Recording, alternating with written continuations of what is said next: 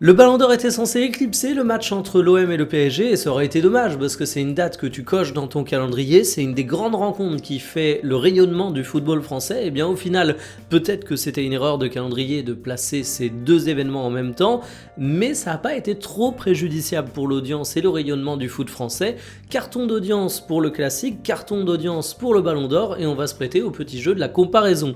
Alors Ligue 1 Plus a communiqué sur l'audience du match, 1,2 million de spectateurs en moyenne.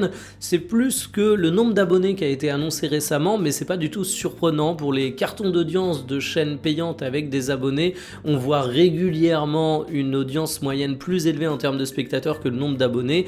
Les professionnels du milieu vous diront que non, il n'y a pas d'arnaque, c'est quelque chose de relativement classique. Concernant la cérémonie du Ballon d'Or, on n'est pas à 1,2 mais à 1,6 million de spectateurs en moyenne, avec évidemment un très gros pic au moment où Dembélé reçoit sa récompense. C'est également un beau carton d'audience pour la chaîne L'Équipe qui peut se targuer d'avoir un événement qui pèse très lourd à l'échelle de l'audiovisuel français.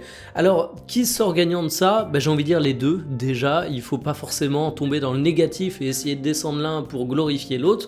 Mais du côté de la Ligue 1, je me dis que 400 000 spectateurs de moins en moyenne, ça peut sembler énorme, mais il faut pas oublier un truc, on compare une chaîne payante et une chaîne gratuite, donc évidemment ça change absolument tout.